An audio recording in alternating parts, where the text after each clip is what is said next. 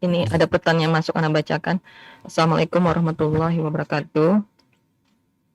Waalaikumsalam warahmatullahi. Ana punya tetangga yang baik sekali pada keluarga Ana karena dia nggak punya anak. Tapi yang Ana sayangkan mereka nggak sholat. Bagaimana cara Ana menasihatinya, Ustadz? Sudah berkali-kali Ana menasihati, tapi belum ada perubahan. Mohon arahannya, Ustadz. Jazakumullah khairan, Ustadz. Subhanallah jemaah. Ya seperti yang kita baca. Bal tu'thiruna al-hayata ad-dunya wal akhiratu khairu wa abqa. Orang yang meninggalkan sholat, orang yang meninggalkan puasa, mereka itu lebih mementingkan kehidupan dunia. Kalau dikatakan dia baik sama keluarga anti, mereka nggak punya anak, jadi merasa senang lah ada tetangga yang punya anak ya. Ini kenikmatan dunia.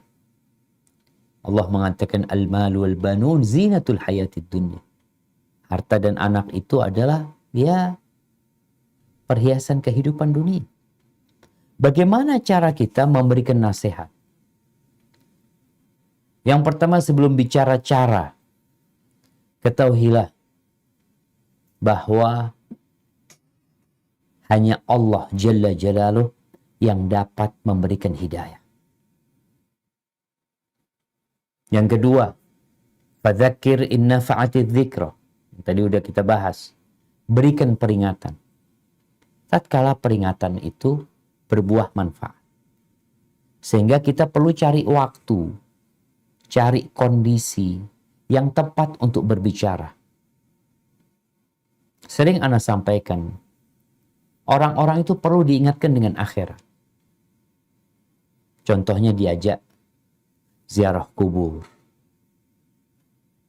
Supaya di situ melihat nih orang-orang yang mati tidak membawa apa saja, tidak membawa apa-apa kecuali amalan mereka.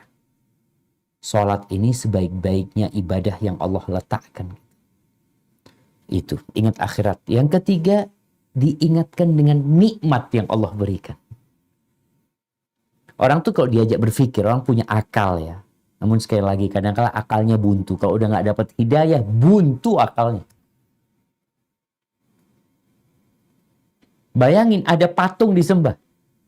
Patung berhala dibuat sama manusia, dia bikin, kemudian diletakkan, lalu dia bawa sesajen, dia letakkan di patung tersebut. Loh kok gimana sih kok patung dikasih sesajen? Kalau kita bicara akal sehat, Nabi Ibrahim ngajak kaumnya untuk berpikir dengan akal sehat. Malah mereka menggunakan otot, mereka membakar Nabi Ibrahim.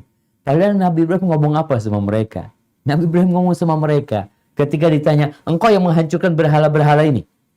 Kata Ibrahim, bal fa'alahu kabiruhum. Yang menghancurkan itu yang paling besar tuh.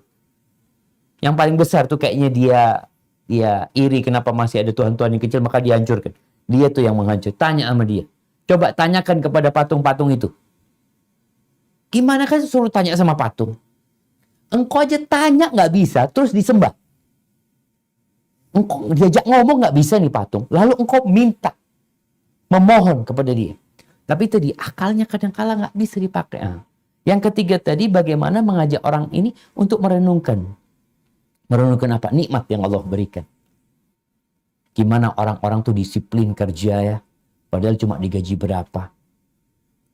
Berangkat jam 7. Pulang sore, tiap hari dia kerjakan. Masa Allah yang ngasih kepada kita nikmat, kedua mata, kedua telinga, tangan, kaki, semua fasilitas ini kita cuma diminta sama Allah 5 kali, 5 waktu. Setelah itu silahkan cari dunia lagi. Tapi berat buat kita. Ya, itu mungkin beberapa yang bisa kita sampaikan kepada dia. Bukan hanya menjelaskan hukum sholat. Tapi bagaimana menguatkan keimanan dia supaya tatkala dikasih tahu hukum, iman itu menerima dan memotivasi untuk mengamalkan. Karena banyak orang yang tahu ana faham. Sholat itu rukun Islam, na'am. Cuma ana belum dapat hidayah.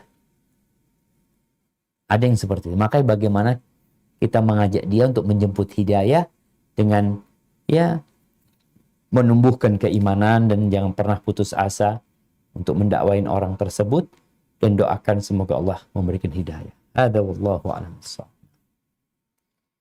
Jazakumullah khairan Ustadz. Pertanyaan berikutnya Ustadz. Assalamualaikum.